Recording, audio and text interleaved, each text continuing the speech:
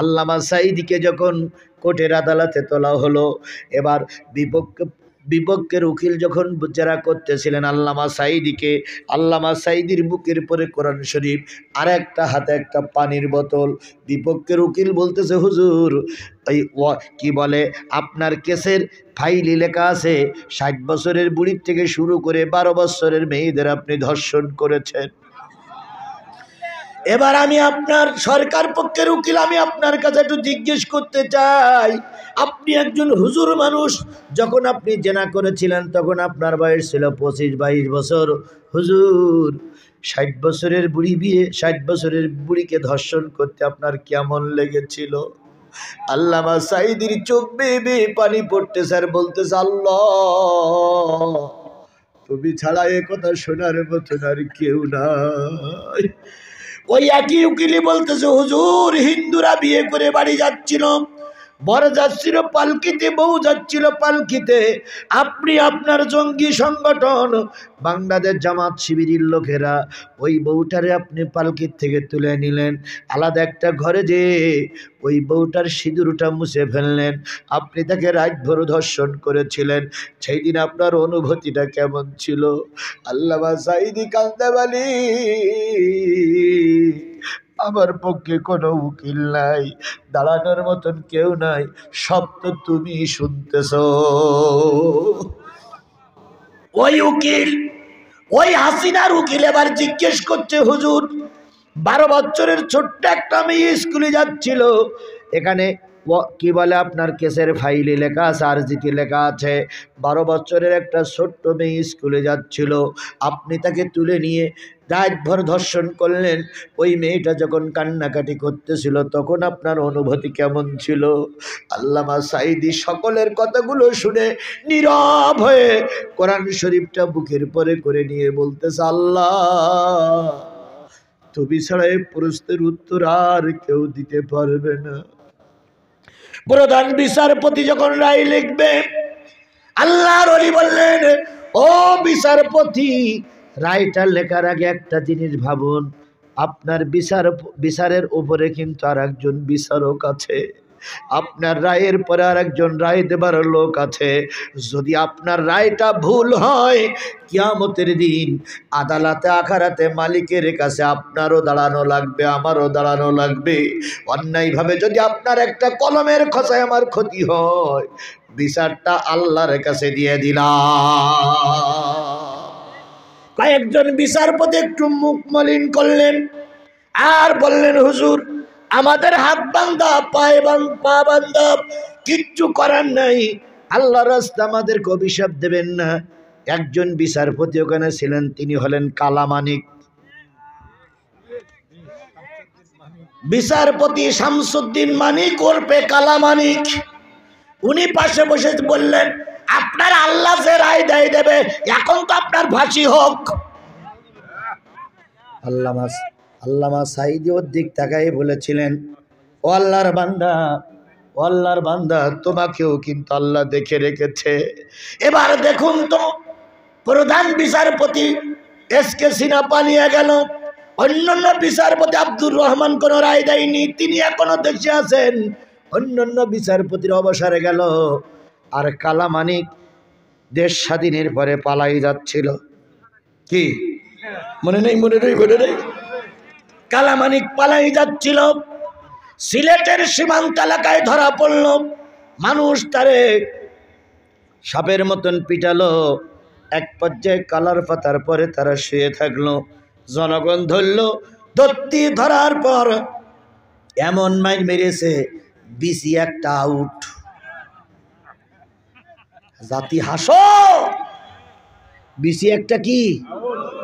এবার হাসপাতালে অপারেশন করে, ছাগলের ছোট ছোট ছাগলের যেমন অপারেশন হয়, অপারেশন করে একটা বেডশিট দিয়ে ঢেকে রেখেছে। সাংবাদিকরা যে বলতেছে, মানিক ভাই সাঈদীর রায়ের কি খবর? মানিক বলতে, সব তলার কথা বাদ দাও, তো তোমার বেডশিট দিয়ে ঢেকা কেন? তো বলতেছে বিসি একটা আউট। কি করে হইল? কয় জনগণ মেরিছে, বিসি একটা আউট। তো সাংবাদিকরা বলতে মানিক ভাই ডান পাশেরটা না বাম পাশেরটা? তো মানিক তখন বলতেছে আমার এদিক বেশি থাকতেছে না, তোমার ডান পাশ কি বাম পাশ তাই খুঁজতেছ তাই না? সাংবাদিক বলতেছে তুমি না চেয়েছিলে আল্লামা সাঈদীর ফাঁসি হোক? তুমি না চেয়েছিলে আল্লামা সাঈদীর ফাঁসিতে জুলাই বাঁধতে হবে? আল্লামা সাঈদীর জন্য কোটি কোটি ভক্তরা দোয়া করতেছে, আর তোমার এক লাঠিতে পিছিয়ে আউট করে দিয়েছে। এখন একটু ছেড়ে দেখবো যে জনগণ তোমার কেরাম ভালোবাসে। তখন বলতে ভাই ও তাহলে যাইস নে, আমার যেটা আছে ওটাও থাকবে না। আল্লাহর বিচার আছে না নাই?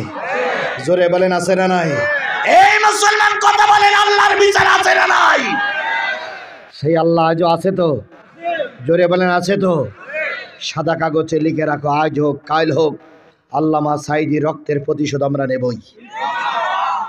সাঈদী কি মারা গেছে না সাঈদীর মেরে দেওয়া হয়েছে? সবাই মিলে বলুন, সাঈদী কি মারা গেছে না সাঈদীর মেরে দেওয়া হয়েছে? আল্লাহর কসম, সাঈদী স্টক করে মারা যায়নি, আল্লামা সাঈদীর ইনজেকশন দিয়ে মেরে দেওয়া হয়েছে। আল্লামা সাঈদীর রক্তের প্রতিশোধ সেদিন আমরা নিতে পারবো যেদিন দেখবো কোরআনের রাজ প্রতিষ্ঠিত হয়েছে।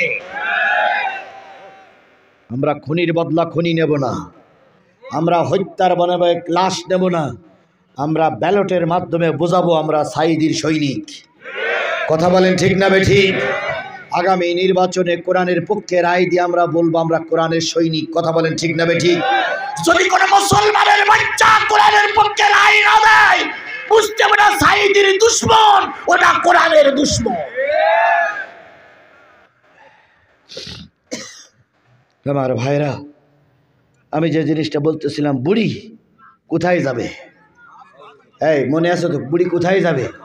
হজে যাবে, কিন্তু বুড়ির স্বামীও নাই, ছেলে মেয়েও নাই, টাকা পয়সাও নাই, ঘর বাড়ি নাই, আছে কি? চোখের পানি। আছে কি? আরো জোরে বলেন। বিশ্বাস করো মুসলমান, চোখের পানির চাইতে দামি জিনিস আল্লাহর কাছে আর কিচ্ছু নাই। জাহান্নামের আগুন বন্ধ করতে চাও, চোখের পানি ফেলাও। কাঙ্ক্ষিত জায়গায় পৌঁছাতে চাও, চোখের পানি ফেলাও। চাকরি নিতে চাও, রাতের বেলায় চোখের পানি ফেলাও। তুমি সম্মান দিয়ে বেঁচে থাকতে চাও, কিসের পানি ফেলাও? চোখের পানির চাইতে উত্তম সম্পদ আর পৃথিবীতে কিচ্ছু নাই। ভারত আমাদের এখন ভয় দেখে আমাদের দেশ দখল করবে, বলতেছে চট্টগ্রাম দখল করবে। ওরা আমাদের চট্টগ্রাম দখল করবে আর আমরা আগুন চড়বো। গতকাল ইউনূস সাহেব বলেছে যে আগের পুলিশিরা বলতো স্বরাষ্ট্রমন্ত্রীর কাছে ফোন দিয়ে, স্যার এই ছাত্রদের কাছে পারা যাবে না। কেন? কই একটা জয় লাশ পড়ে পিছনে আর সাইডে দাঁড়াই যায়। সুবহানাল্লাহ বলে। একটা লাশ পড়লে পিছনে কয়টা দাঁড়ায়? ওর থেকে দুটো পড়লে পিছনে আর 10টা দাঁড়ায়।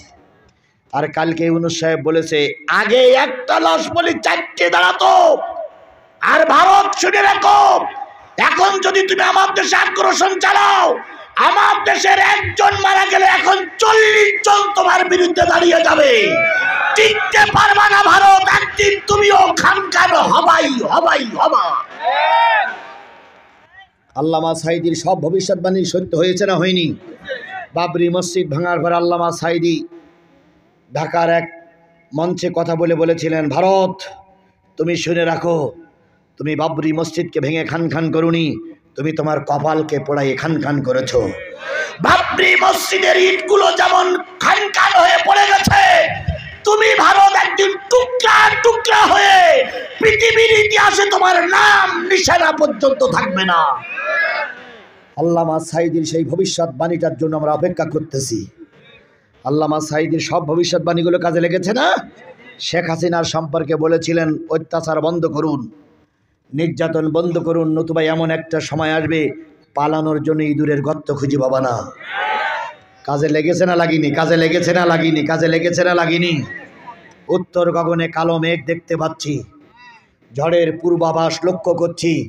যদি শক্ত হাতে মোকাবেলা করতে না পারো, এমন অমাবস্যার রাত নেমে আসবে যার সবে সাথে অসম্ভব। 15টা বছর আমরা সেই ভবিষ্যৎবাণী খেয়াল করেছি। কথা বলেন ঠিক না বেটি?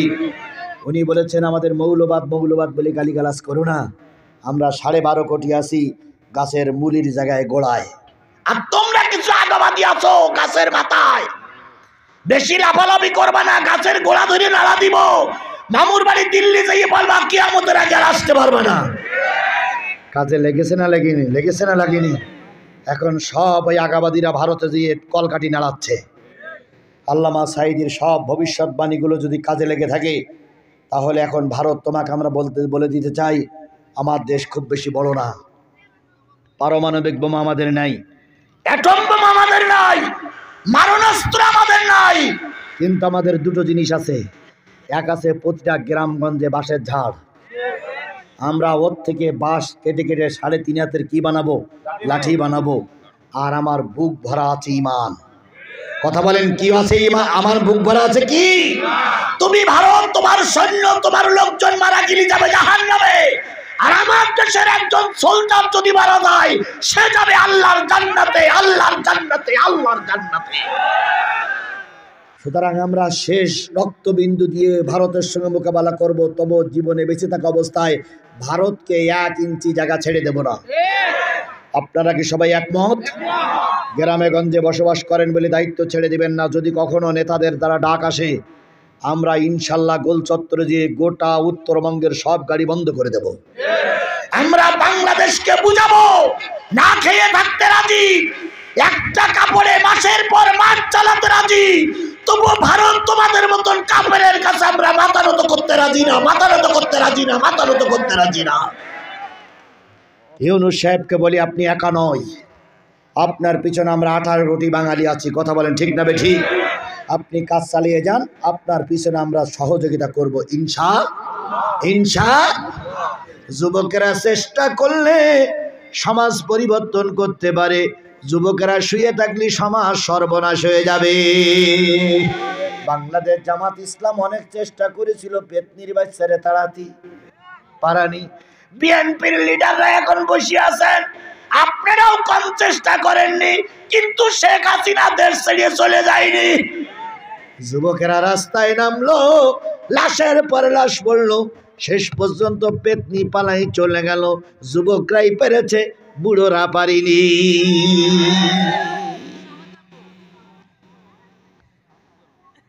মামুনুল হক একটা ওয়াজ করেছে, বলবো? মামুনুল হক বলতেছে, এরকম একটা গ্লাসে 1 গ্লাস পানি নেওয়ার পরে ফেরাউন যেখানে মরে গেছে ওখান থেকে ফেরাউনের তুলে নেছে, এনে ফেরাউনের দুমড়ই মসলেই গ্লাসের ভিতরে ভিজো, 4 মতন করে ভিজিয়ে ফেলাই দাও, একটু রস পড়বে।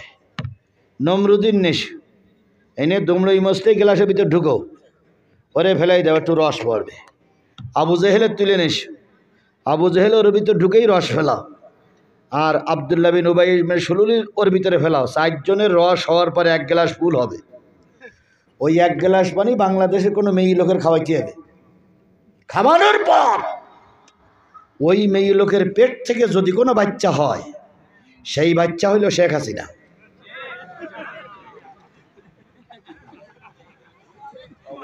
কি কথাটা কি মেলে? কথাটা কি মেলে?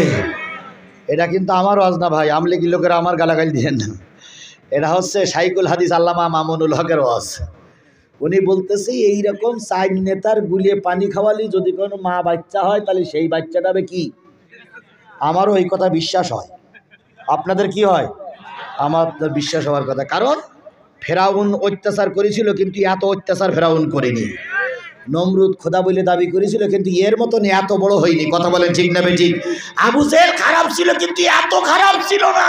আবু জেহেল যদি এখন বেঁচে থাকতো, এর কাছে হাজি মেরে আবু জেহেল সৌদি আরব যেত না, আমেরিকায় যেত।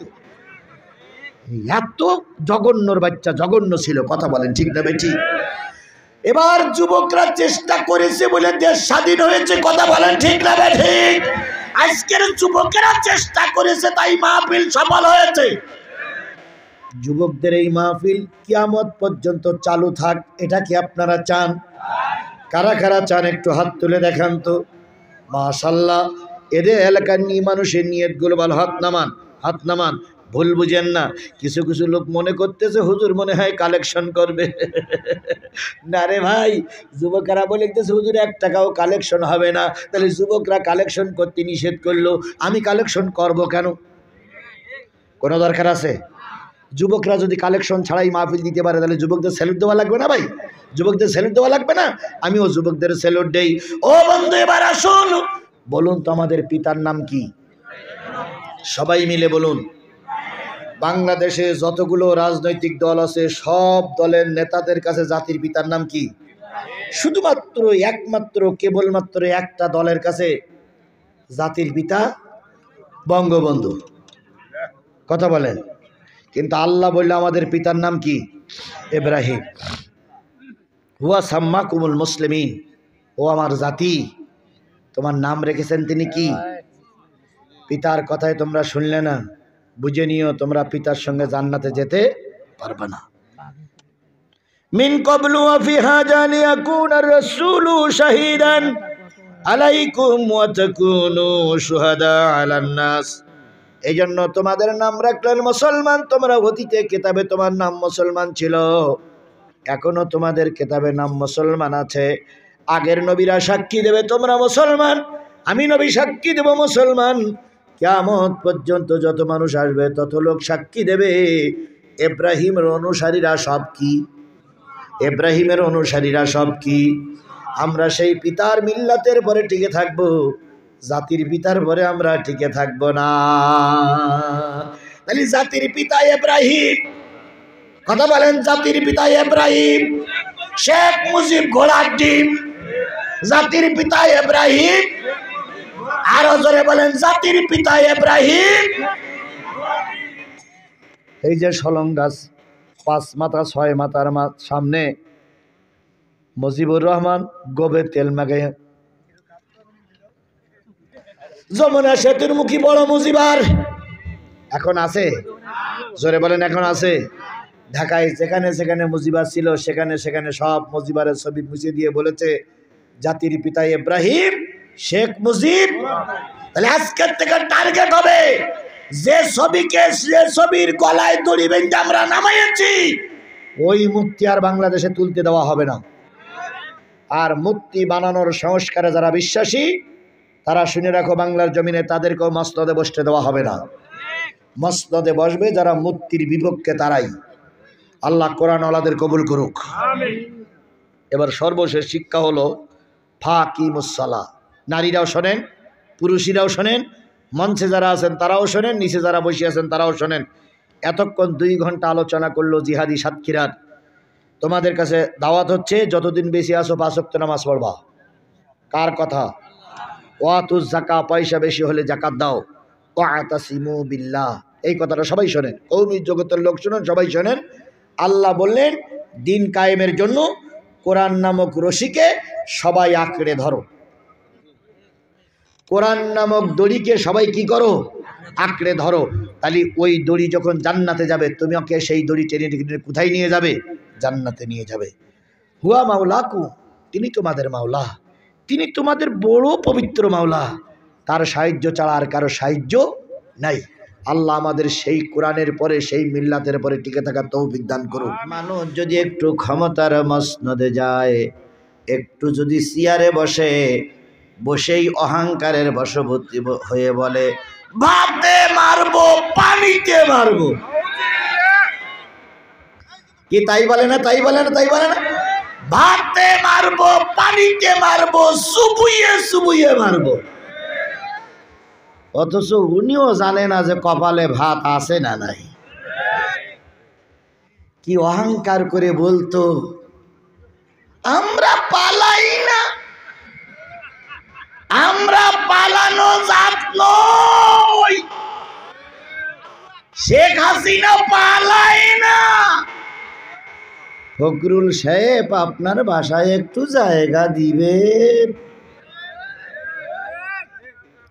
এই কথাগুলো সব ছিল অহংকারী কথা। কথা বলেন ঠিক না বে ঠিক? আল্লাহ বলল তোমরা শুধু পালাও না, না, এমন একটা পরিবেশ আমি আল্লাহ পাক তৈরি করে দেব, মৃত্যুর আগে আর দেশে আসতে পারবা না।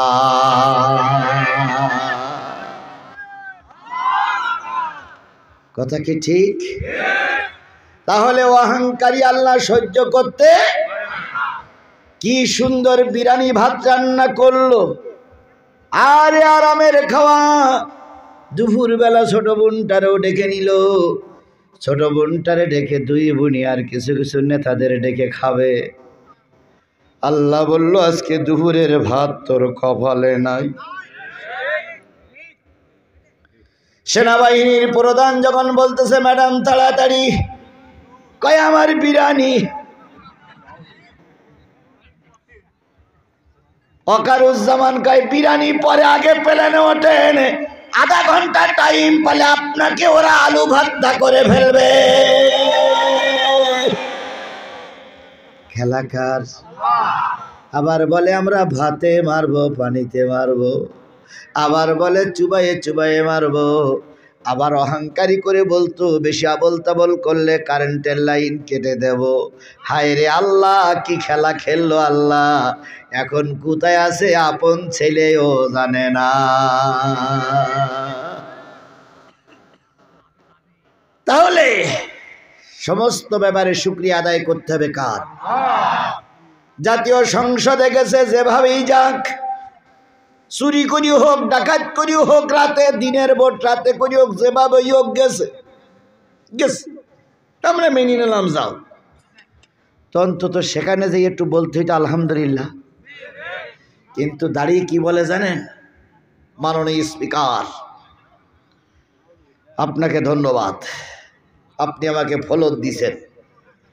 স্মরণ করছি হাজারো বছরের শ্রেষ্ঠ বাঙালি জাতির পিতা বঙ্গবন্ধু মুজিবুর রহমানকে, স্মরণ করছি দেশনেত্রী শেখ হাসিনাকে, মানুষ কন্যাকে স্মরণ করছি, স্মরণ করছি তারাশের মানুষদেরকে যারা আমাকে বিনা ভোটে ক্ষমতায় পাঠাইছে। স্মরণ করছি হযরত শেখ হাসিনা রহমাতুল্লাহ আলাইকে। এভাবে করে আধা ঘন্টা ধরে ধরে পাম্পট্টি দিল, একটা বারের জন্য আল্লাহর নাম মুখে উচ্চারিত হলো না।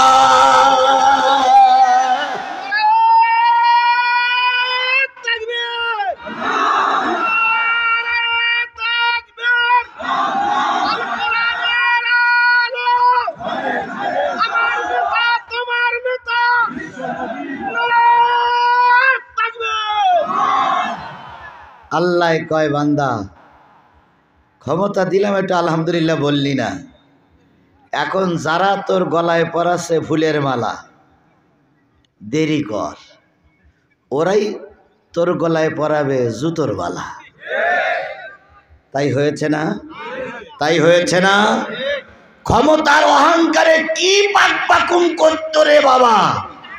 মাঝে মাঝে বলতো 41 সাল, আবার মাঝে মাঝে মুখ ফসকে বলতো 71 সাল।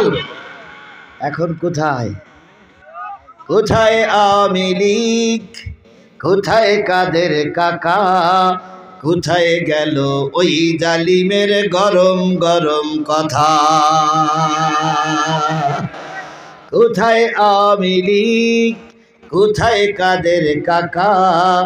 কোথায় গেল ওই জালিমের গরম গরম কথা? খেলা হবে, খেলা হবে, খেলা হবে।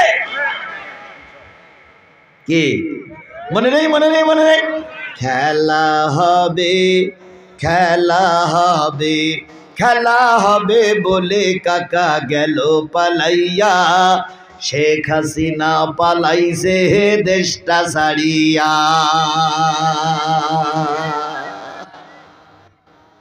তাহলে আমি যে জিনিসটা বোঝাতে চাচ্ছি সেটা হলো, যে অবস্থায় থাকি যদি আল্লাহর শুকরিয়া আদায় না করি, আল্লাহ আমাদের পরে গজব নাজিল করতে পারে। যে অবস্থা এখন চলছে এই অবস্থা আল্লাহ পরিবর্তন করে আবার আগের অবস্থা ফিরাই দিতে পারে কি পারে না? সুতরাং সুখে থাকি, দুঃখে থাকি, কষ্টে থাকি, মুসিবতে থাকি, আমার সর্বপ্রথম মুখ দিয়ে বাহির হবে আলহামদুলিল্লাহ। তাহলে কারোর জবান বন্ধ থাকবে না, সবাই মিলে বলুন তা আলহামদুলিল্লাহ। পৃথিবীর সর্বশ্রেষ্ঠ মাখলুক হলো মানুষ। কথা বলেন ঠিক না বেঠিক? পৃথিবীর সর্বশ্রেষ্ঠ মাখলুক হলো কি? মানুষ। মানুষের চাইতে শ্রেষ্ঠ আর কেউ আছে? আল্লাহ নিজেই বলেছেন আল্লাহ নিজেই বলেছেন লাকাদ খালাকনাল ইনসানা ফি আহসানি তাকওয়িম, আমি মানুষকে সর্বোত্তম চেহারা বিশিষ্ট করে সবচেয়ে সুন্দর করে প্রেরণ করেছি। মানুষের চাইতে সুন্দর আর পৃথিবীতে কিচ্ছু নাই। কেন নাই? এই ঘাড় পর্যন্ত গলা পর্যন্ত তৈরি করলেন ফেরেশতারা, ফেরেশতাদের তৈরি হয়ে গেল আদমের গলা পর্যন্ত। আল্লাহ বললেন, ও ফেরেশতারা, মুখমণ্ডলটা তৈরি করো না, কারণ আমার প্রিয় বান্দার মুখমণ্ডলটা আমি নিজে হাতেই তৈরি করব। এ পর্যন্ত হয়ে গেছে সব, শুধু মুখমণ্ডলটা তৈরি বাকি আছে। আল্লাহ চলে আসলেন আদমের মাথার কাছে, নিজে হাতে রং তুলি নিলেন। সুবহানাল্লাহ। নিজে হাতে তুলি নিলেন।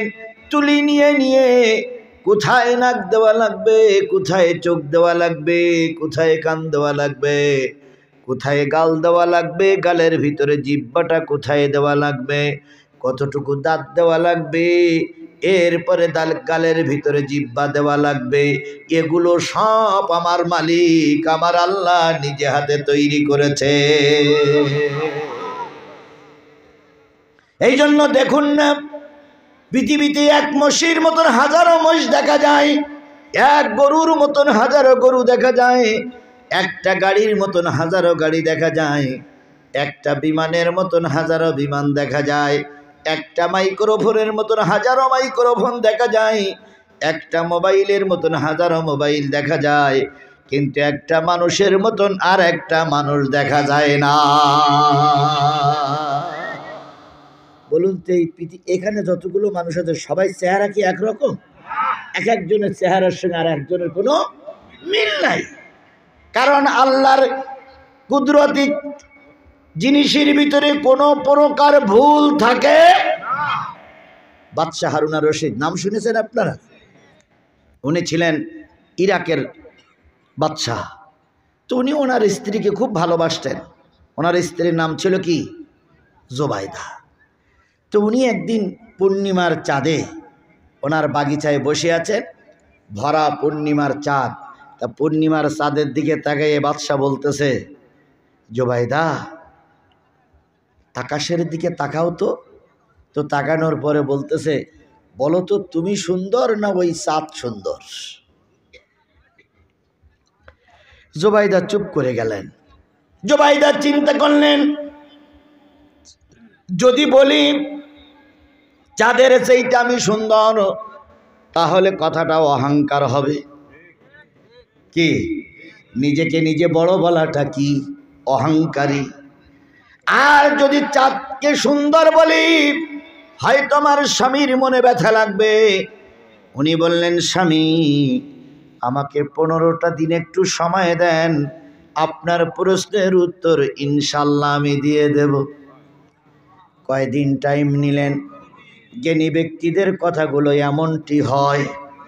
আর যারা অল্প জ্ঞানী মূর্খ তারা বলে, আমার চাইতে আর কেউ নাই, আমারে সেনো সেনো সেনো। 14 দিন হয়ে গেছে, উত্তর দিতে পারল না। 14 দিনের মাথায় বাদশাহ হারুন আর রশিদের শালক জোবাইদার ভাই ভগ্নিপতির বাড়ি আসছে একটু বেড়াতে। এসে দেখে বোনটার মন খারাপ। কিরিয়াফা মন খারাপ কেন? এই ঘটনা। ওই শালক যিনি আসছেন, ভাই যিনি আসছেন, তিনি একজন আলেম মানুষ। তিনি বললেন, বোন টেনশন করিও না, উত্তরটা আজকে রাতের ভিতরেই পেয়ে যাবে। তুমি থাকো, আমি একটু দুলাভাইয়ের সঙ্গে দেখা করে আসি। দুলাভাইয়ের কাছে যাই বলতে, ভাই কেমন আছে না খোশালাদি জিজ্ঞেস করে মাগরিবের আজান দিয়েছে। তো আজান দেওয়ার পরে ওই শালক উনি বলতেছে, দুলাভাই মাগরিবের নামাজটা আমি পড়াই।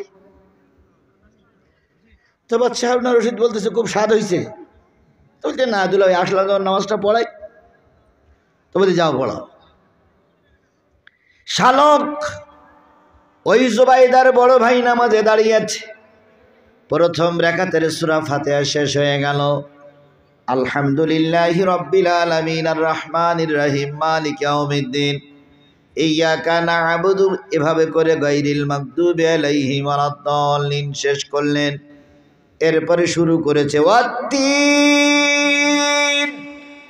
ওয়াজ-যাইতুন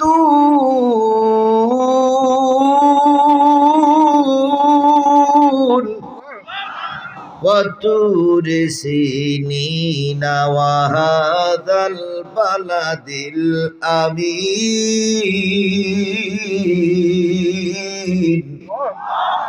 لقد خلقنا القمر في أحسن تقويم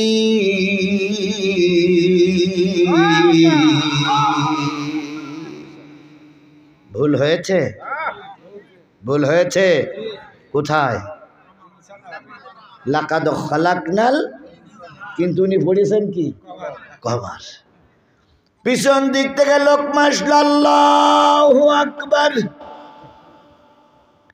আলেম ব্যক্তি আবার গোড়ায় আসছে ওয়াত-তিন ওয়াজ-যাইতুন ওয়াতুর সিনিনা ওয়া হাযাল বালাদিল আমিন লাকাদ খালাকনাল কমারা ফি আহসানি তাকওয়িম।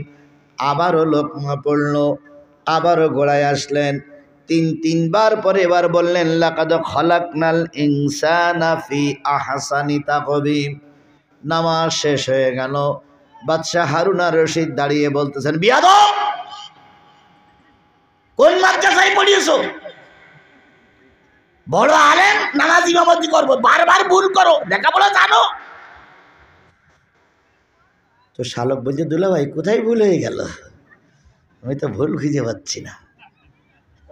ভুল খুঁজে পাবো না? এতটা পরিচিত সূরা, বারবার লাকাদ খালাকনাল কামার, খালাকনাল কামার, খালাকনাল কামার, কেন ইনসানা বলতে তোমার ব্যারামে ধরে?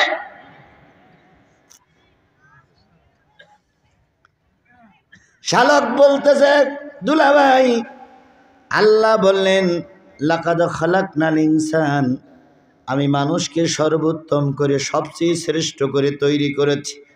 সবচেয়ে সুন্দর হলো মানুষ। কে বলেছেন? আরো জোরে বলেন, কে বলেছেন?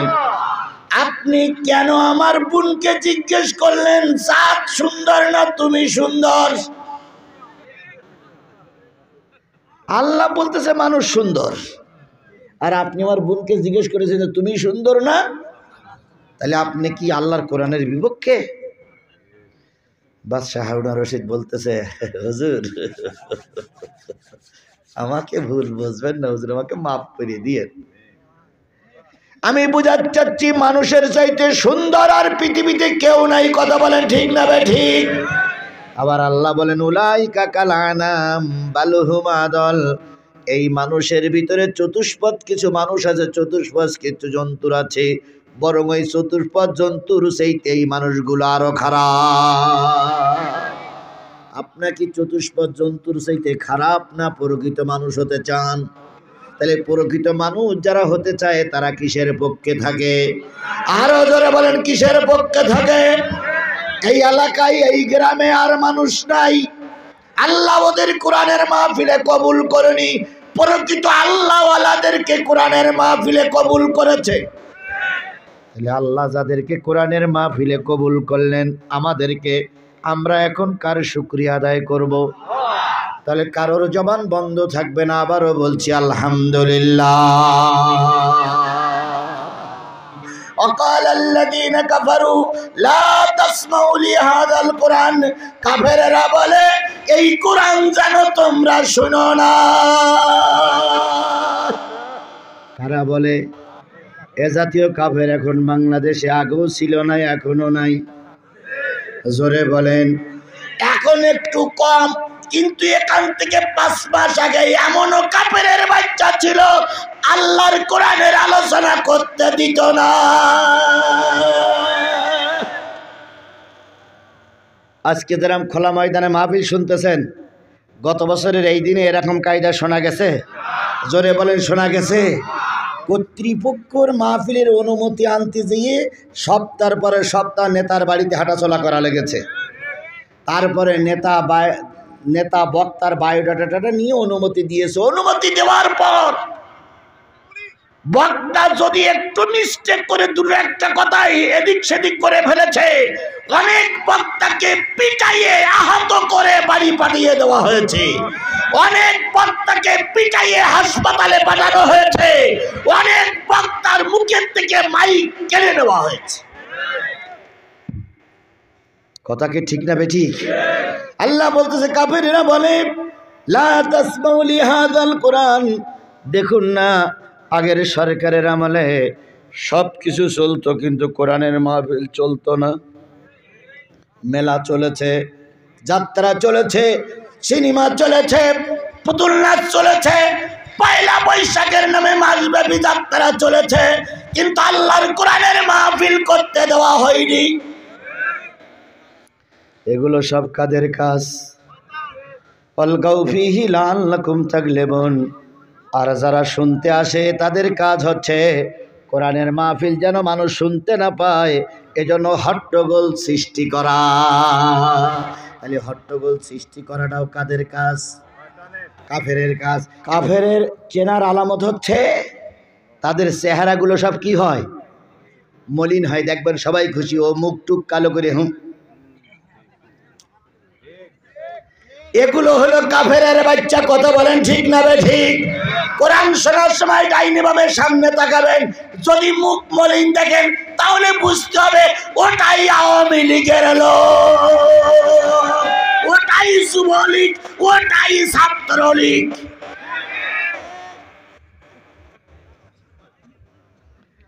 এরপর আল্লাহ পাক বলতেছে কাফেরদের বোঝার আর একটা আলামত হচ্ছে হুজুরদের সঙ্গে তারা খারাপ ব্যবহার করে, মারিমুখী আচরণ করে, হুজুরদেরকে মঞ্চের থেকে নামিয়ে দেয়।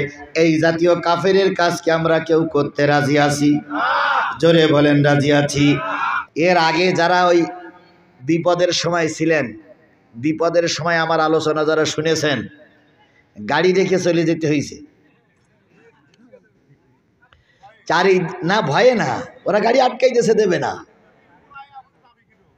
তারপরে এই নওগাঁ থেকে গাড়ি নিয়ে ওই পাবনার, সিরাজগঞ্জ, পাবনার কোর্টের থেকে মামলা করিতে গাড়ি বের করে নিয়ে আসতে হয়েছে। সেই সময় আমি ময়দানে কথা কম বলিনি। কথা বলেন, কথা বলেন, কথা বলেন। যখন চারিদিক থেকে আক্রমণ হয়েছে তখনও ময়দানে ছিলাম। আর এখন তো ময়দান সব আমাদের দখলে, এখন তো কথা গোপন করার প্রশ্নই ওঠে না। সুতরাং প্রতিটা কথা হবে, তবে পয়েন্টে পয়েন্টে। যদি সব ধারায়, সব যদি এক ধারায় বলি, কালকে বলবে ও হুজুর জমাইতে হুজুর। আমি জমাতেরও না, বিএনপিরও না, চরমনারও না, হেফাজতেরও না। আমি কার? আল্লাহর কোরআনের। কথা বলেন ঠিক না বে ঠিক? তাহলে আমি আপনাদের সামনে তেলাওয়াত করেছি কয়টা আয়াত? কোন সূরা? যেহেতু আলেমেরা বসে আছেন, অনেক নেতারা বসে আছেন, খেয়াল করবেন। 17 নম্বর পারার 22 নম্বর সূরা নাম কি? সূরা হজ। সময় সংক্ষেপের কারণ আমি অধিক বিস্তারিত গেলাম না, শুধু আয়াত দুইটির কথা বলতেছে। আল্লাহ বলতেছেন ইয়া আইয়ুহাল্লাযীনা আমানুরকাউ ওয়াসজুদু ওয়া'বুদু রাব্বাকুম ওয়াফআলুল খায়রা লাআল্লাকুম তুফলিহুন।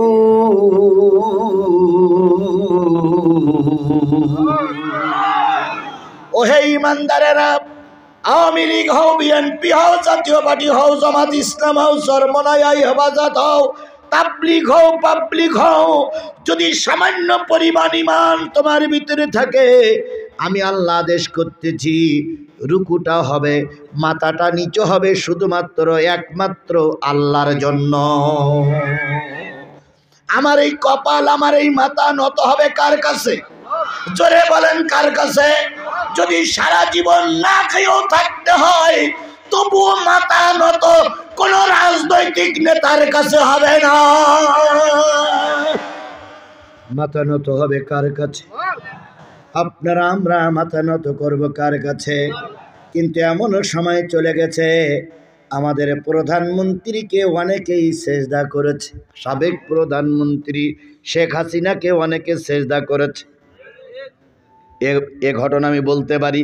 আমি আগেই বলেছি হযরত শেখ হাসিনা, বলিলাম না একবার, এই হযরত শেখ হাসিনা প্রধানমন্ত্রী, সাবেক প্রধানমন্ত্রীর নামের প্রথমে লেখা হতো হযরত শেখ হাসিনা রহমাতুল্লাহ আলাইহি। জয়পুরহাটের এমপি বলেছিলেন প্রধানমন্ত্রী পীর বংশের লোক, সুতরাং তার নামের প্রথমে শেখ হাসিনা লেখা উচিত। মানুষ নামতে নামতে আর কত নিচে নামবে। একই এমপি সাহেব আসছে মসজিদে, ইমাম সাহেব হইল আওয়ামী লীগের লোক।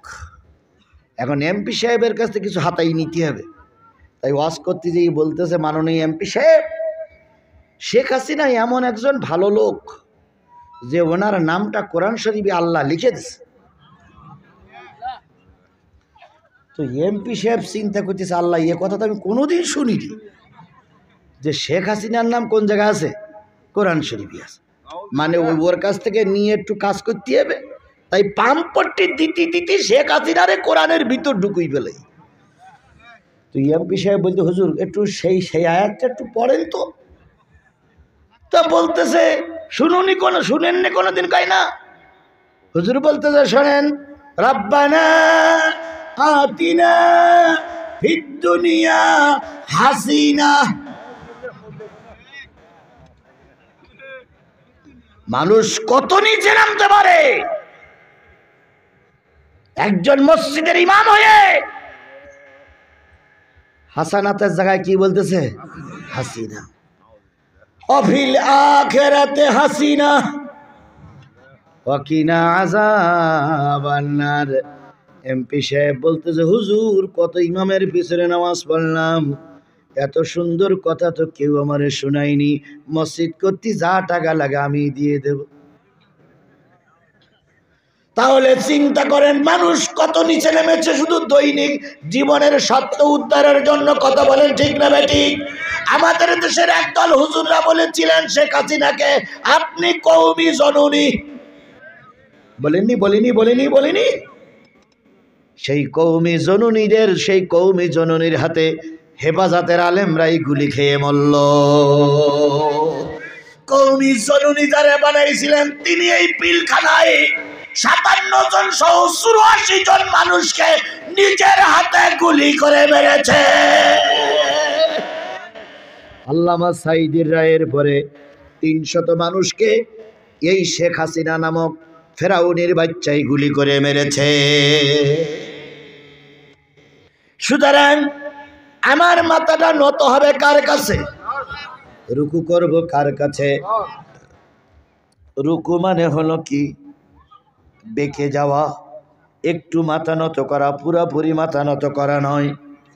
এবার আসুন, আল্লামা সাঈদীর আপনারা অনেকে ভালোবাসেন আর অনেকে ভালোবাসেন না। অনেকে সাঈদীর যুদ্ধ অপরাধী বলেছে, আর আমাদের দেশের মতন কিছু টুপিওয়ালারা তার বিপক্ষেই মিছিল করেছে। অনেক সিরাজগঞ্জের মাটিতে, পাবনার মাটিতে আল্লামা সাঈদীকে রাজাকার বলে, যুদ্ধ অপরাধী বলে মিছিল করেছিল এই দেশের টুপিওয়ালারাই। সে টুপিওয়ালা খুঁজলে তারা সে 2-4 জন পাওয়া গিলিও যেতে পারে। আছে না? এখন বুজুর্গ সেজে যাও মসজিদে, ওই মসজিদে এখন নামাজ পড়তে গেলে ওরে বাপ রে বাপ, সাঈদীর জন্য দোয়া করতে করতে 4th আসমানে ওঠে। অথচ এই শয়তানি একদিন আল্লামা সাঈদীর বিরুদ্ধে মিছিল করেছিল সিরাজগঞ্জের মাটিতে। দূরবীন দিয়ে খোঁজা লাগবে না, খুঁজলে এমনি পাওয়া যাবে। অথচ ভালো করে খেয়াল করুন, আল্লামা সাঈদীরা তখন 3 জন জাতীয় সংসদে আর 297 জন অন্যান্য দলের আওয়ামী লীগ ক্ষমতায়।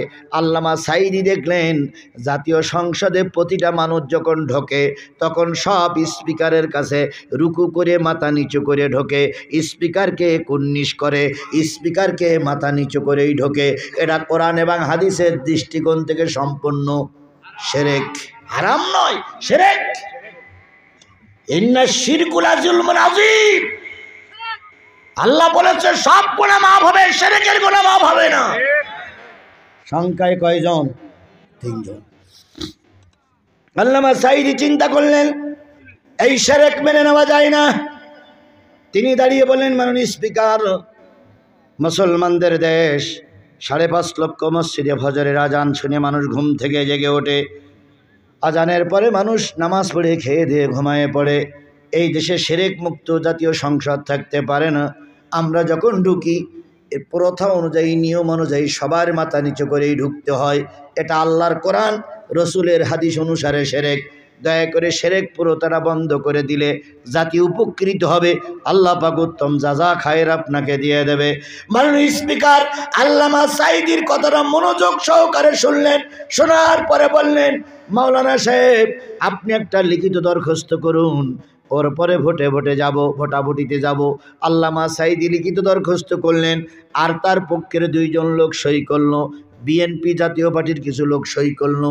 ভোটাভুটিতে গেল, আলোচনায় আসলো, শেষ পর্যন্ত আল্লামা সাঈদীর সেইটা বিল উত্থাপন করার পরে পাশ হলো। সেইখান থেকে আজও পর্যন্ত জাতীয় সংসদে মানুষ যখন ঢোকে, কারোর আর মাথা নিচু করে ঢোকা লাগে না। আল্লামা সাঈদীর কোন আমল কবুল হয়েছে কিনা আমি জানি না, তবে শিরক মুক্ত জাতীয় সংসদ করার কারণে যে জিহাদ তিনি করেছেন, একটা জিহাদের বিনিময়ে আল্লাহ তারে জান্নাত দিয়ে দিতে পারে। আর আমাদের সমাজের কিছু কিছু লোক ওই সমস্ত হুজুরদের ভুল ধরে। আল্লামা সাঈদী যদি যুদ্ধ অপরাধী না হবে তাহলে জেল খাটলো কেন? বলা লোক আছে না নাই? আগের হুজুর ওয়াজ করতেছিলেন, আল্লাহ রসুলকে তারা বেরি করে দিল, মারল। তাহলে তোমার ভাষায় নিশ্চয়ই রসুল দোষী ছিল, নতুবা আবু জেহেলের হাতে মারি খাওয়া লাগলো কেন? কথা বোঝেন নাই? কথা বোঝেন নাই? এরা বলে নিশ্চয়ই নিজামী দোষী ছিল না, যে ফাঁসি হইল কেন? এরা বলে আব্দুল কাদের মোল্লা দোষী ছিল, নতুবা ফাঁসি হলো কেন? এরা বলে আল্লামা সাঈদী দোষী ছিল, নতুবা জেলে গেল কেন?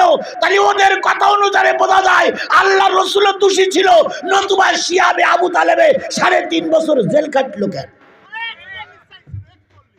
কথা বলেন, কথা বলেন, কথা বলেন। এর দ্বারা তাই বোঝা যায় না? তার মানে এরাও আবু জেহেলের পুষ্যপুত্র।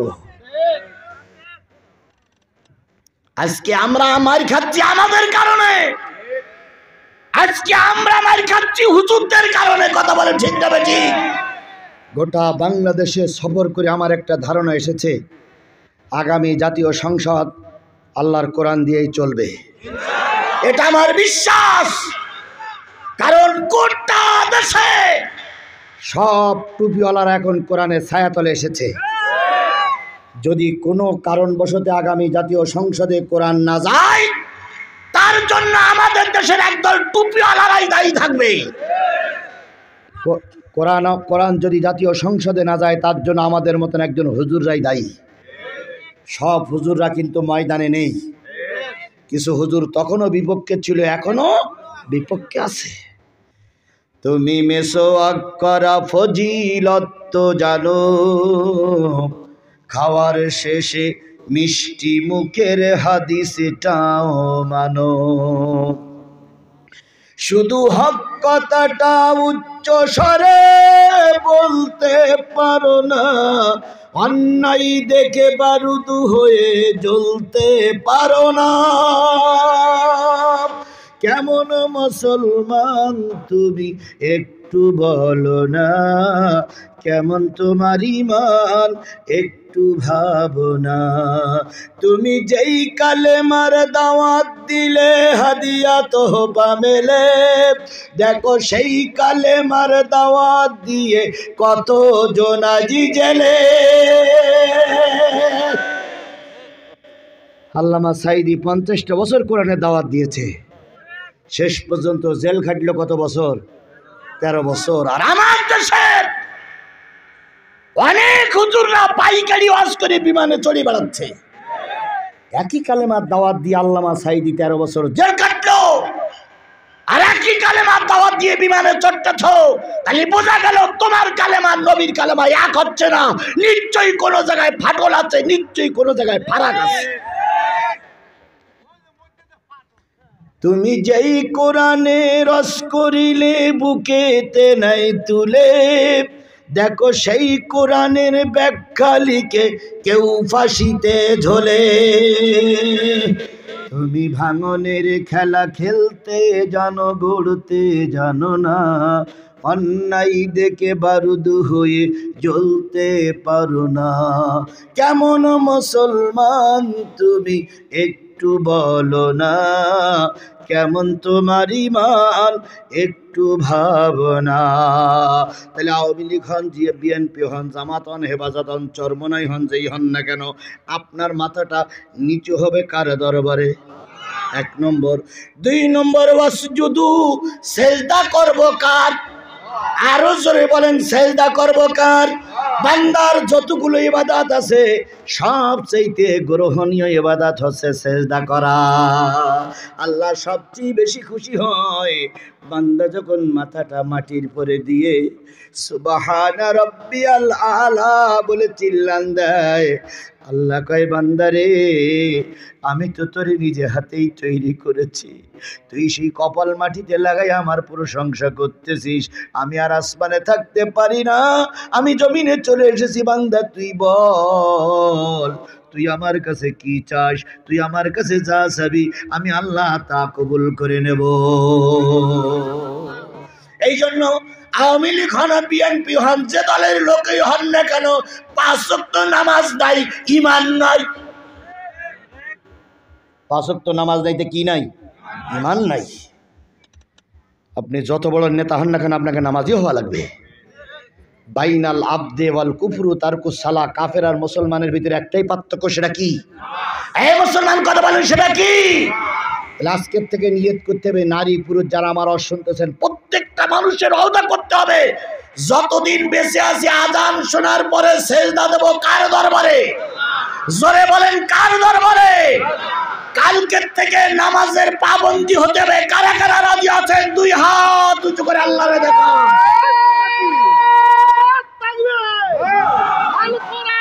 আল্লাহ ভাই আজকে কম। আল্লাহ তুমি আমাদের সবাইকে নামাজি হিসেবে কবুল করে নাও। হাত নামান। ওয়ারকাউ ওয়াসজুদু ওয়াবুদু রাব্বাকুম। সকল ক্ষেত্রে গোলামি করব কার? আরো জোরে বলেন, আফআলুল খায়রা লাআল্লাকুম তুফলিহুন। ভালো ভালো কাজ করো, আশা করা যায় আল্লাহ পাক সফলতা দান করবে। নামাজ পড়া কি কাজ? রোজা রাখা কি কাজ?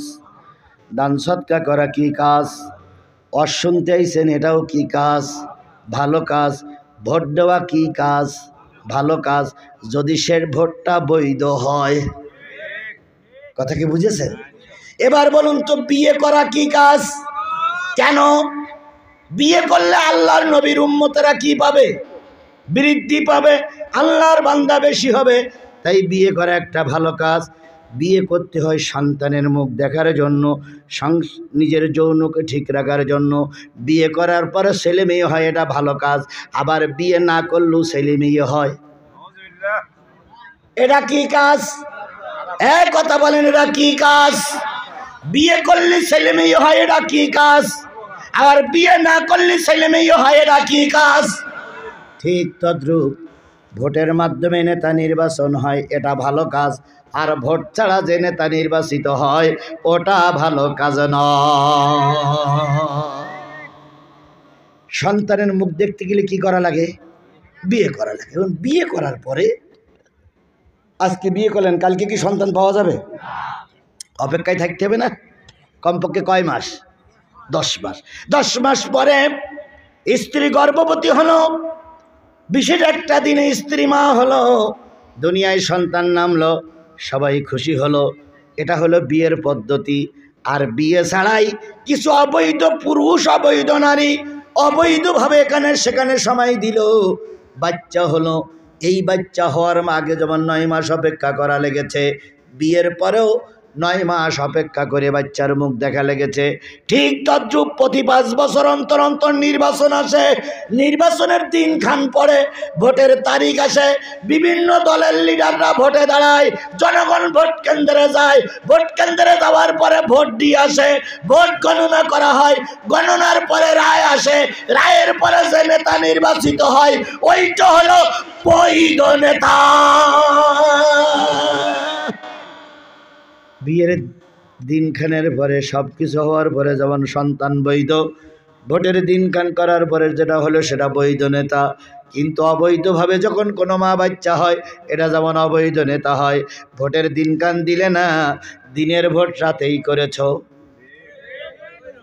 সকালবেলা আমরা ভোট কেন্দ্রে গেছি, নির্বাচন কমিশনার বলতে ভোট হয়ে গেছে। কি কি কথা বলেন, কথা বলেন, কথা বলেন। তাহলে বিয়ের আগে মা হলে যেমন অবৈধ মা হয়, দিনের ভোট রাতে করেছ, সব কটা জারজ নেতা, সব কটা অবৈধ নেতা। মেলে? এবার বলুন তো, বিয়ের আগে মা হয়েছে, এই সন্তান যদি কোনো একটা মসজিদে যায় ইমামতি নেওয়ার জন্য, কমিটি জিজ্ঞেস করলো বাবার নাম কি? কয় বাবার নাম জানি না, বিয়ের আগেই আমার মা হয়েছে। আমার বাপ যে কে তা আমি জানি না। এখানে যদি কোনো মুসল্লি থাকেন ওই সন্তানের এই মসজিদে ইমামতি করতে দেবেন। বৈধ অবৈধ মশলা সেটা পরের কথা, কিন্তু যদি শুনি যে ও বিয়ের আগে ওর মা হয়েছে তাহলে কি ওর ইমামতি চলবে?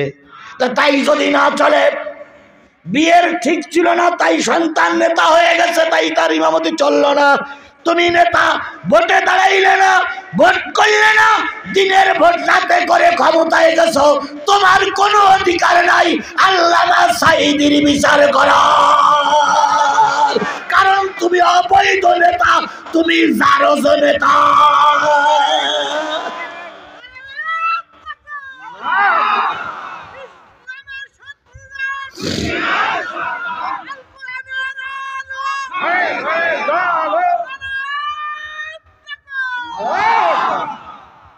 তাকাই দেখেন কিছু লোকের মুখ বলে কালো হচ্ছে।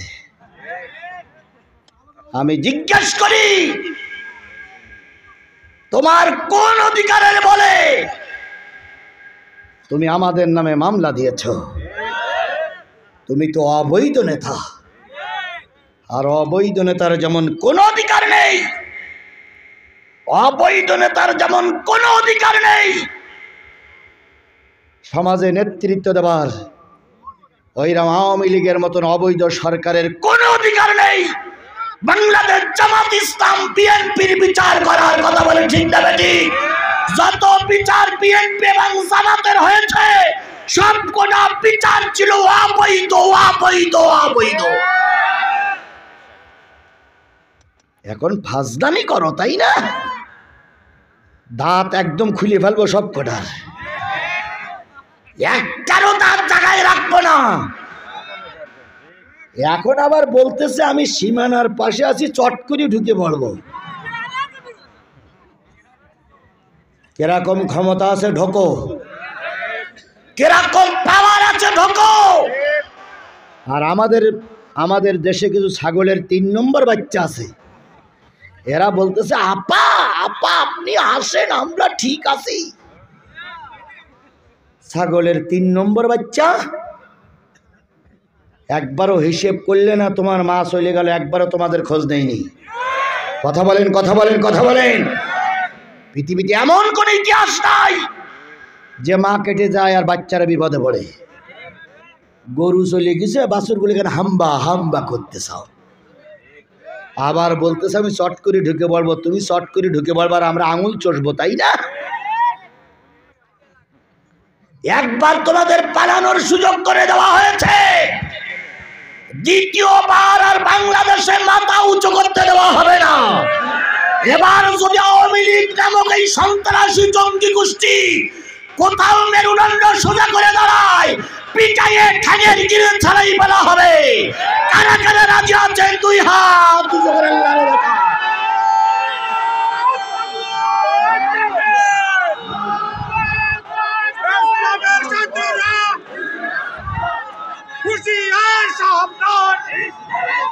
একটা জিনিস ভালো করে শুনে রাখো,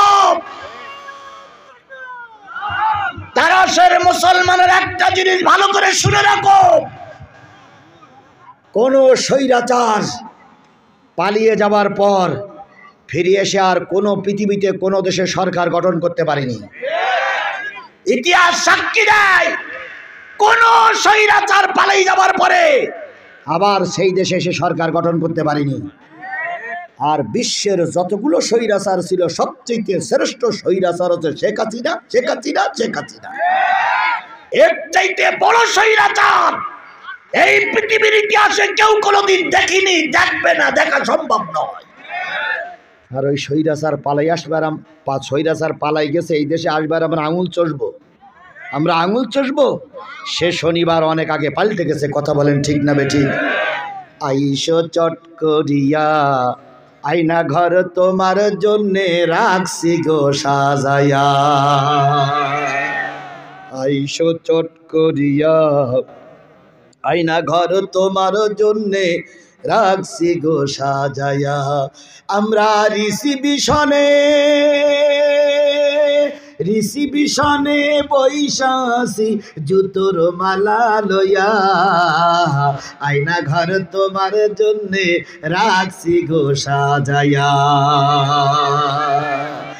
নির্বিচারে মারছো মানুষ ক্ষমতার লাগিয়া, কথা বলেন, কথা বলেন, কথা বলে।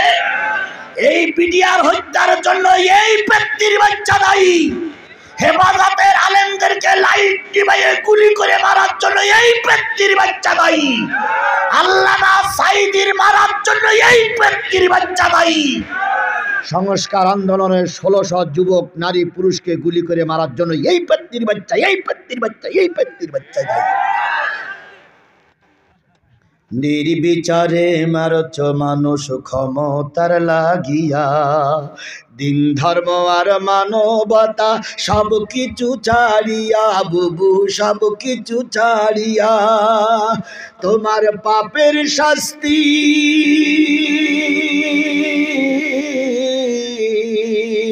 পাপের শাস্তি পাইতে হবে, যাইও না ভুলিয়া, আয়না ঘর তোমার জন্যে রাখছি গো সাজায়া, বুবু আইসো চট করিয়া আয়না ঘর তোমার জন্যে রাখছি গো সাজায়া।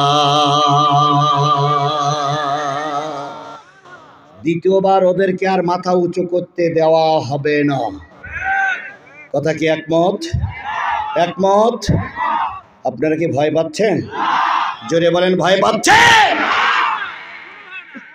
20টা মামলা খেয়েছি, 5 দিন রিমান্ড খেটেছি, নিজের জীবনের সব কিছু হারিয়ে ফেলেছি, তারপরও ময়দানে ছিলাম, এখনো ময়দানে আছি।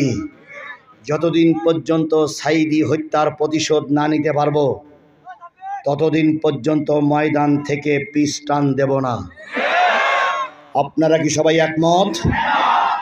এখনো খেলা কিন্তু শেষ হয়ে যায়নি। ভারত এই হাসিনা নিয়ে অনেক খেলা খেলতেছে, কথা বলেন ঠিক না বেঠিক? যদি কোনো হিন্দু ভাইরা আমাদের আলোচনা শুনে থাকেন মিডিয়ার মাধ্যমে অথবা এখানে থেকে থাকেন, কোনো হিন্দু ভাইরা আমাদের শত্রু নয়, আমাদের মুসলমানদের শত্রু হচ্ছে ইসকন নামক ওই সন্ত্রাসী জঙ্গি গোষ্ঠী।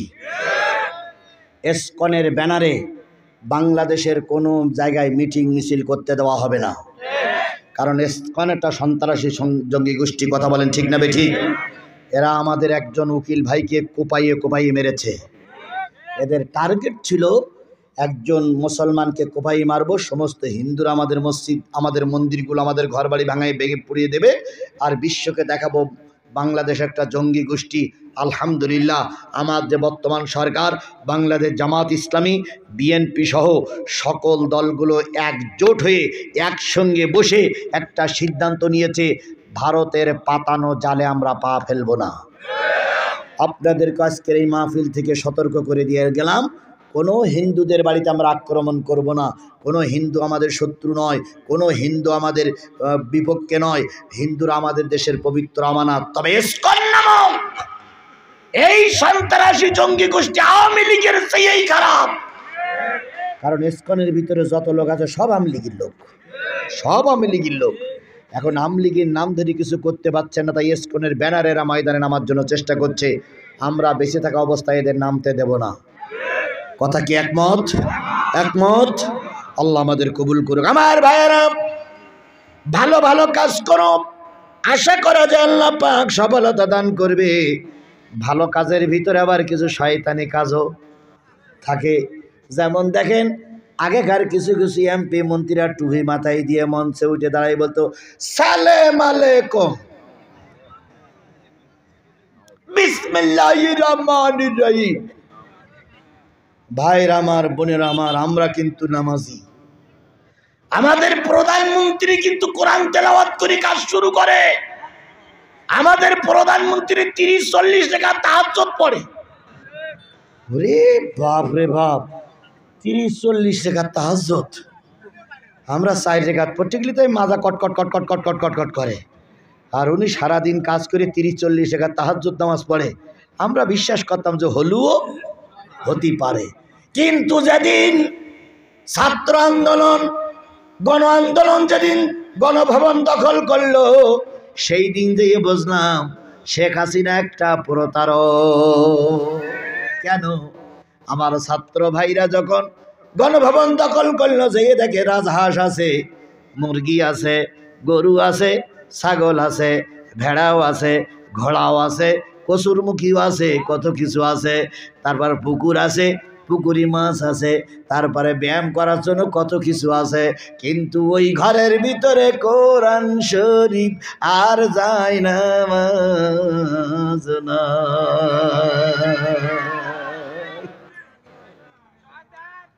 এইবার ঘর দখল করার পরে সব পাওয়া গেল, দুটো জিনিস যখন পাওয়া গেল না, তখন সাংবাদিকরা ওদের নেতার কাছে জিজ্ঞেস করলো কি ঘটনা।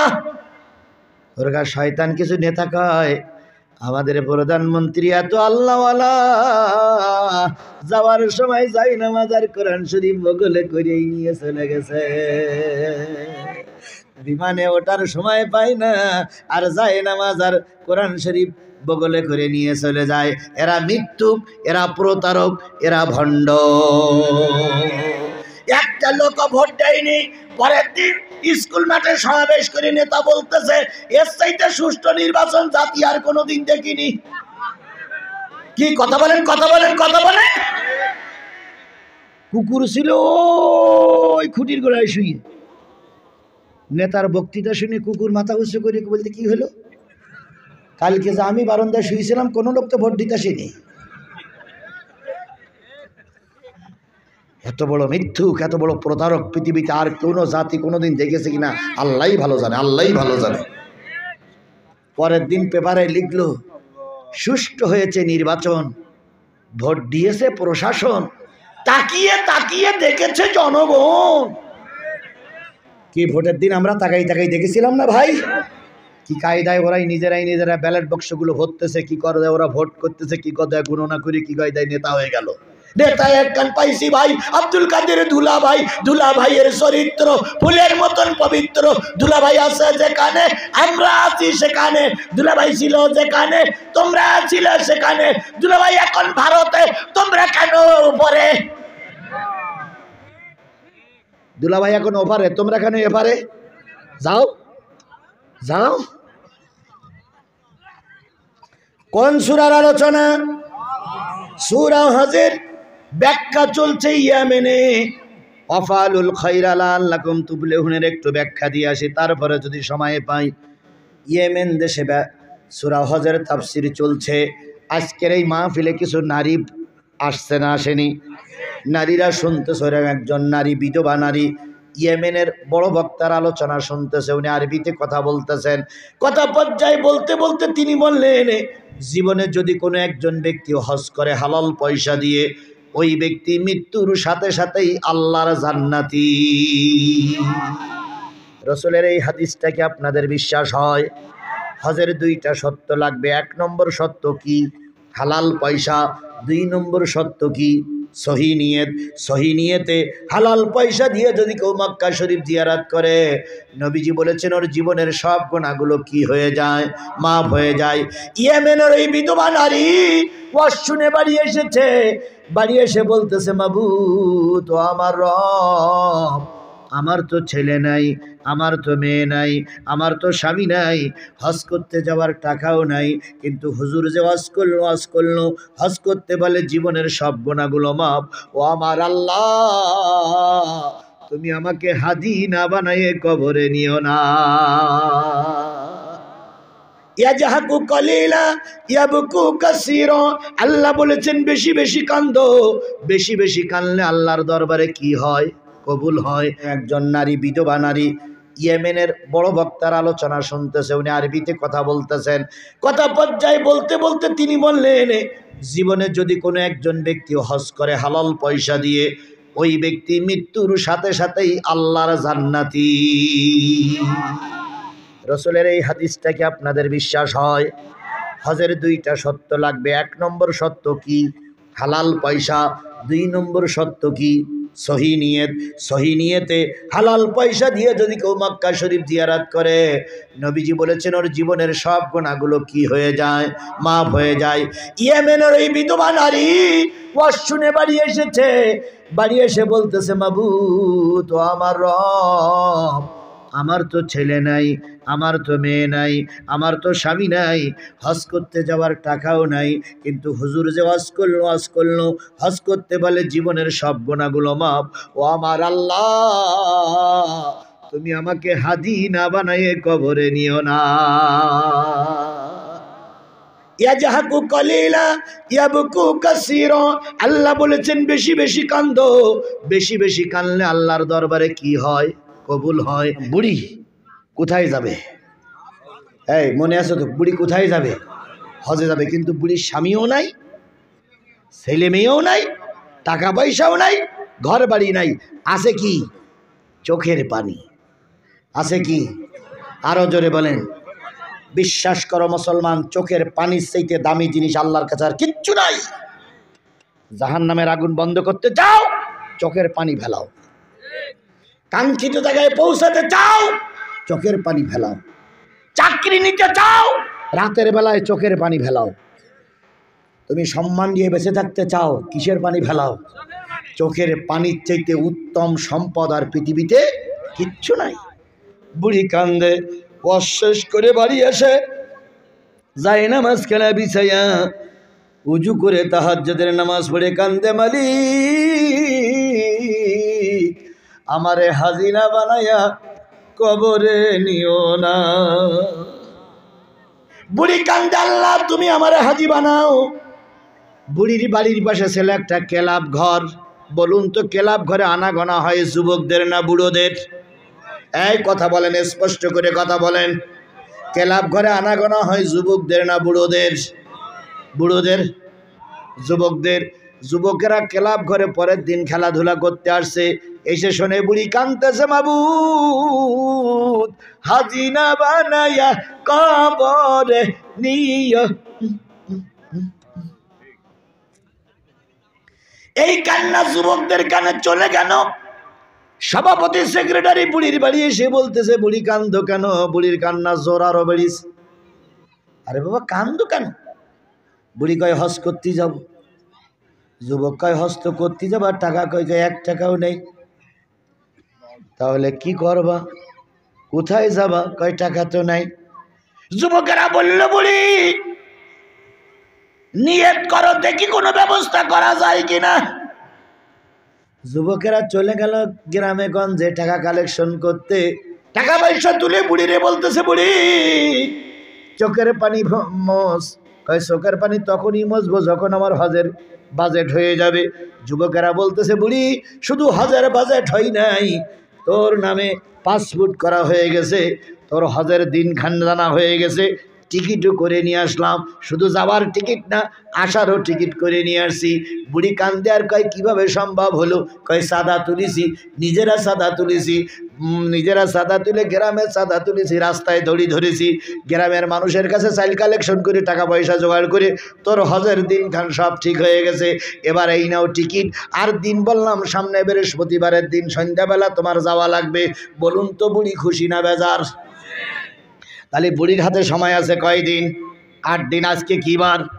সামনে বৃহস্পতিবারের সন্ধ্যাবেলা জাহাজের টিকিট দিয়ে গেলাম, জাহাজে চড়ে হজ করতে যাওয়া। বুড়ির চোখের পানি শেষ, বুড়ি এখন কান্দে আর হাসি আর কয় আল্লাহ এবার আমি হাজি হইয়া। কি কায়দায় বুড়ি কত কত ভাব। বৃহস্পতিবারের দিন আসরের পর ছেলেরা এসে বলে গেল বুড়িমা তাড়াতাড়ি তৈরি হও, এখনই কিন্তু তোমার যেতে হবে। বুড়ি মাল সামানা গোছায়, বুড়ি তার জিনিসপত্র গোছায়। বুড়ির ছেলে নাই মেয়ে নাই, কখন জানি বুড়ি 3 মাস 4 মাস পরে ফিরে আসবে। মুরগি কোথায় যাবে, হাঁস কোথায় যাবে, এটা ঠিক করে ওটা ঠিক করে, এই করতে করতে কখন জানি মাগরিবের আযান দিয়েছে, বুড়ির এখনো মাল সামানা ঠিক হয়নি। যুবকেরা কয় বুড়ি কি খবর? কয় বাবা আর 10টা মিনিট, আর 10টা মিনিট। এই করতে করতে এশার আযান দেওয়ার সময় বুড়িকে নিয়ে যখন স্থলবন্দরে লঞ্চ ঘাটায় গেছে, যেয়ে দেখে যেই লঞ্চে বুড়ি যাওয়ার কথা ছিল সেই লঞ্চ চলে গেছে। সেই লঞ্চ কি হয়েছে? চলে গেছে। যুবকেরা বলতেছে বুড়ি পেয়েই হারাইলে। তোমার এই মাল সামানা দুনিয়ার লোভ করতে গিয়ে হজে যাওয়া হইল, আমরা আর ফিরাই নিয়ে যাব না। কারণ আমরা জানি যে ফিরাই নিয়ে গেলে কান্না জোর আরো, কথা বলেন, কান্না জোর আরো, খেলাধুলো কিছুই হবে না। তুমি মরো মরো, বাসো বাসো, এখানেই থাকো। বলুন তো বুড়ির কান্না বাড়বে না কমবে? শেখ হাসিনার কান্নাটা ওই রকমই বেড়ে গেছে। এত কিছু করলাম কিন্তু দেশে থাকা।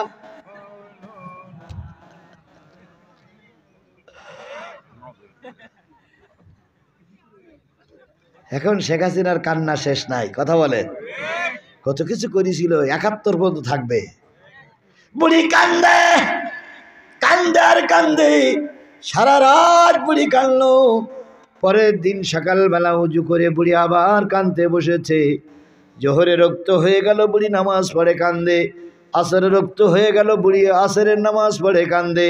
মাগরিবে রক্ত হয়ে গেল, নামাজ পড়ে কান্দে। কেউ তার কাছে জিজ্ঞেস করে না, কেউ কোনো কিছু জিজ্ঞেস করে না। হঠাৎ করে একজন সুন্দর দাড়ি, সুন্দর পাগড়ি, সাদা জামা, সুন্দর একজন সুশ্রী মানুষ এসে বলতেছে বুড়িমা আসসালামু আলাইকুম। ওয়ালাইকুম আসসালাম। কান্দো কেন? কয় শুনে লাভ নেই বাবা, বিরাট বিপদে আছি। কয় কি সমস্যা? কয় হজ করতে যাবো। তা কান্দো কেন? কয় টিকিট আছে, টাকা আছে, দিনক্ষণ ঠিক আছে, কিন্তু লঞ্চ চলিয়া গিয়াছে। লঞ্চ কি হয়ে গেছে? চলে। যুবক বলতেছে বুড়ি আমি যদি তোমাকে ওই সৌদি আরব পর্যন্ত পৌঁছাই দিতে পারি, তাও আবার তোমার লঞ্চের আগে, যে লঞ্চ যাচ্ছে এই লঞ্চের আগেই তোমাকে আমি কোথায় পৌঁছায় দেব? সৌদি আরব পৌঁছায় দেবো, মক্কায় পৌঁছায় দেব। তুমি কি আমার কল্যাণ কামনা করবে না কল্যাণ কামনা করবে? বুড়ি তখন সোজা হয়ে দাঁড়াইয়ে বলতেছে বাবা পারবি, বাবা পারবি? যুবক বলতেছে একটু চেষ্টা করে দেখি। বুড়ি বলতেছে বাবা তাই কর। যুবক তখন বলতেছে বুড়ি তোমাকে মক্কা ঘর পর্যন্ত পৌঁছাই দিতে পারি 3টে শর্তে। কয়টা শর্ত? 1 নম্বর শর্ত হলো আমি এখন শুয়ে পড়ব, তুমি তোমার মালসামানাগুলো নিয়ে আমার পিঠির পরে চুপচাপ বসে পড়বা। যতক্ষণ চোখ খুলতে না বলবো ততক্ষণ তুমি চোখ খুলতে পারবা না। বুড়ি বলতেছে কারণ কি? কয় আমি এখন তোমাকে নিয়ে সাই সাই করে উড়ে যাব। পাকিস্তান, সৌদি আরব, তারপরে কুয়েত, তারপরে ইরান, ইরাক, আমেরিকার দেশের উপর দিয়ে চলে যাব, সাই সাই করে শব্দ হবে। যদি চোখ খুলে নিচের দিক তাকাও, পায়খানা পেশাব হয়ে যাবে, তুমিও শেষ আমিও শেষ। তাই যতক্ষণ চোখ খুলতি না বলবো ততক্ষণ কি খুলবা না, চোখ খুলবা না। 2 নাম্বার, তোমাকে যখন মক্কায় নামাইয়া দিব, তোমার মতন তুমি কাজ করবা, আমার মতন আমি কাজ করব, আমার মতন আমার যেদিক মন চাই চলে যাব, তুমি মক্কা ঘরে চলে যাবা। 3 নম্বর, এই পথে আর ওইখানে যাওয়া পর্যন্ত কোনো অবস্থায় তুমি আমার নাম পরিচয় জিজ্ঞেস করতে পারবা না। এই 3টে সত্য যদি তুমি মেনে নাও, আমি তোমাকে হজের জাহাজের আগে মক্কায় পৌঁছায় দেব। বলুন তো বুড়ি খুশি না বাজার? আরো একটু জোরে বলেন, বুড়ি খুশি না বাজার? বুড়ি বললেন, বাজান রে, সব সত্যের উপরে আমি রাজি হয়ে গেলাম, তুই দয়া করে আমাকে নিয়ে চল। এবার মাল সামানগুলো নিয়ে বুড়ি বসে পড়েছে। যুবক বুড়িরে কাঁধে করে নিয়ে সাই সাই সাই সাই করে চলে যাচ্ছে। কিছুক্ষণ পরে মক্কার নিকটে এসে পৌঁছাইছে। পৌঁছাই বলতেছে, বুড়ি চোখ বন্ধ করো, ওই তোমার সেই কাবা। হজ করতে গেছেন কারা কারা, ওমরা করতে গেছেন কারা কারা, একটু হাত তুলবেন কি? শুধু আপনাদের সুবিধার জন্য বলতেছি, আমিও জীবনে হজ করেছি, ওমরা করেছি। আপনাদের কাছে জিজ্ঞেস করি, বলুন তো কাবা দেখার সাথে সাথে অনুভূতিটা কেমন হয়? মনে হয় জীবনের সবচেয়ে বড় সম্পদ পেয়ে গেছি। কাবার দিকে তাকাইয়ে যে দোয়া করবেন সঙ্গে সঙ্গে সেই দোয়া আল্লাহ কবুল করে নেবে।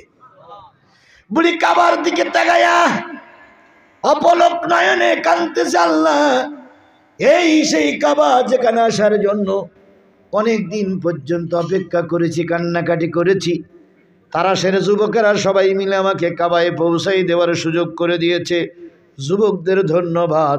কোনো যুবক 1000 টাকা দিয়েছে, কোনো যুবক 2000 টাকা দিয়েছে, কোনো যুবক 500 টাকা দিয়েছে, দিয়ে আমার এই ভালো কাজে সাহায্য করেছে। এই জন্য সবাইকে ধন্যবাদ, সবাইকে ধন্যবাদ, সবাইকে ধন্যবাদ। বুড়ি যখন কান্দে, হঠাৎ করে পিছনে তাকাই দেখে যুবক চলে যাচ্ছে।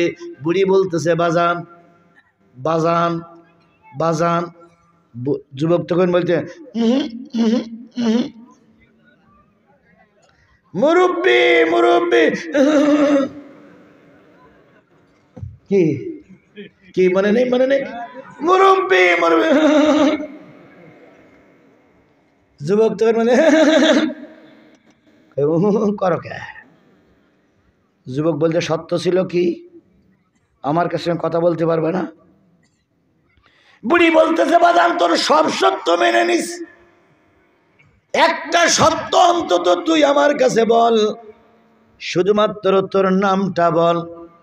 আর আমার নাম শেখ হাসিনা, শুনিয়ে যা। আর তোর নামটা বলে যা। আমার নাম রাবেয়া বসরি, তোর নাম কি বসরি একটু বলে যা। যুবক বলতে, এর ভিতরে ফায়দা কি? কয় ফায়দা হলো, কিয়ামতের দিন তুই যদি জাহান্নামে যাস, ফেরেশতা তোরে যদি ধরে ধরে জাহান্নামে নিয়ে যায়, তাহলে আমি বুড়ি তোর সামনে দাঁড়িয়ে আল্লাহর সামনে বলবো, আল্লাহ ওরে জাহান্নামে দিও না, ও একটা ভালো কাজ করেছে। আর আমার নামটা শুনে রাখ, যদি আল্লাহ আমারে জাহান্নামে দেয়, তুই একটু বেঁকে দাঁড়াবি, আল্লাহ যেন আমার জাহান্নামে না দেয়। নাম ঠিকানা না জানলে কি করে কে কার সুপারিশ করব? যুবক বলতেছে, বুড়ি সামনে এগোও না, আমিও সামনে এগোবো না, তুমি তোমার মতন থাকো, আমাকে আমার মতন থাকতে দাও। নাম পরিচয় জিজ্ঞেস করো না, জিজ্ঞেস যদি করো তাহলে এতক্ষণ তুমি আমাকে ভালো বলে মনে করতেছো, পায়ে দুকোন জুতো আছে, যদি আমার নাম পরিচয় জানতে পারো তুমি আমাকে জুতা দিয়ে পিটাবে।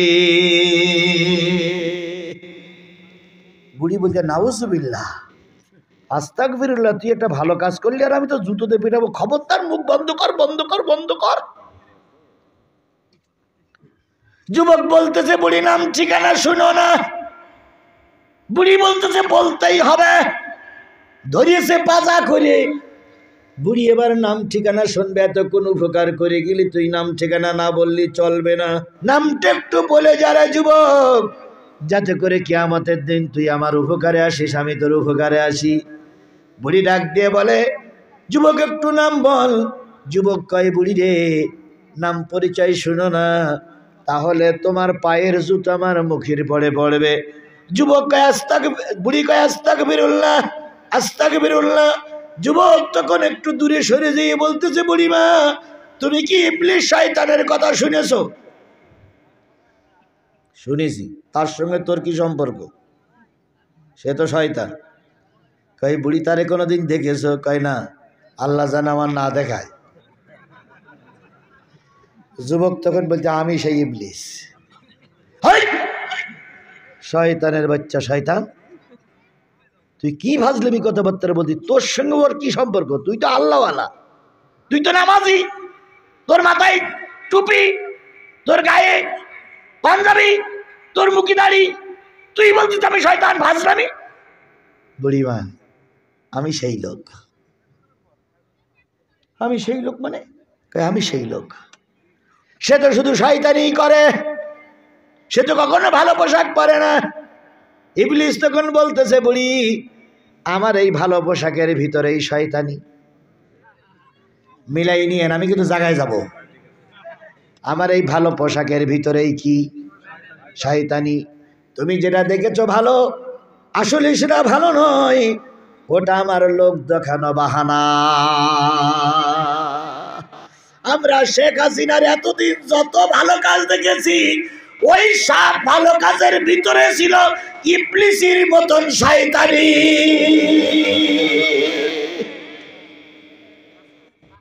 মেলে তো বুড়ি বলতেছে, তুই একটু ব্যাখ্যা করি বলতি। বলতেছে, বুড়ি আমি যা দেখি তুমি তা দেখো না, তুমি যা দেখো আমি তা দেখি না। তুমি কি দেখিস? আমি দেখলাম তুমি যখন নদীর কিনারায় বসে বসে চোখের পানি ফেলে কাঁদতেছ, ফেরেশতারা তোমার প্রতিটা ফোঁটায় ফোঁটায় একটা কবুল হজের সওয়াব লিখতেছে। আমি শয়তান চিন্তা করলাম ওই হাজিরা ফিরে আসা পর্যন্ত বুড়ি যদি এখানে বসে বসে কান্দে, লক্ষ লক্ষ কোটি কোটি চোখের পানি বুড়ির পড়বে। আর কিয়ামতের দিন নবীর উম্মতেরা যখন জান্নাতে যাবে, বুড়ি এই পানির বিনিময়ে লক্ষ লক্ষ মানুষকে জাহান্নাম থেকে বাঁচাবে। তাই আমি চিন্তা করলাম তোমার আর ওখানে কান্তি দেব না, তোমাকে একটা হজ করাই বাড়ি নিয়ে যাই, যাতে করে লক্ষ হাজির সওয়াব তুমি না পাও। বুড়ি বলতেছে, শয়তানের বাচ্চা শয়তান, ইবলিসের বাচ্চা ইবলিস, যেখানে ছিলাম শিখে নিয়ে যা, এখান থেকে তুই আমার উল্টো নিয়ে যা, নতুবা তোর বলো ধরিস বলো। ইবলিস তখন কয়, বুড়ি সালেম আলাইকুম। বুড়ি তোমার জায়গায় তুমি থাকো, আমার শয়তানি কাজ শেষ হয়ে গেছে। শেখ হাসিনা নামক শয়তান ভালোই জানতো আমার যাওয়ার পরে বাংলাদেশ জামাত ইসলামী আল্লামা সাঈদী সরকার গঠন করবে। এটা কিন্তু ভারত আর শেখ হাসিনা ভালোই জানতো, আমরাও তাই জানতাম। আল্লামা সাঈদী যদি এই মুহূর্তে বেঁচে থাকতেন, খোদার কসম বিএনপি বলেন, জাতীয় পার্টি বলেন, অন্যান্য দল বলেন, কোন দল টিকত না, আল্লামা সাঈদী হতো এদেশের প্রধানমন্ত্রী। এ কথাটা তুমি আমি না বুঝলেও ভারত বুঝেছিল। কথা বলেন, কথা বলেন। এই জন্য ভারত শেখ হাসিনাকে ডেকে বলে দিল, আগেই আল্লামা সাঈদীরে সরাই দাও। ইবলিস, তাহলে ওই শয়তান আর এই শয়তান মূলত এক। কথা বলেন ঠিক না বেঠিক? এখন এই শয়তানের নাম কোরআন শরীফে কোথায় আছে? মিনাল জিন্নাতি ওয়ান্নাস। জিন শয়তান আর মানুষ শয়তান, এরা ছিল মানুষ শয়তান, প্রকৃত শয়তান ছিল জিন শয়তান। এই শয়তানের হাত থেকে দেশ রক্ষা পেয়েছে, সুবহানাল্লাহ। আগামীতে আর এই শয়তানের খপ্পরে পড়া যাবে না। আমরা এই শয়তানের খপ্পরে আর পা ফেলবো না ইনশাআল্লাহ। আমাদের সবাইকে হেফাজত করুক।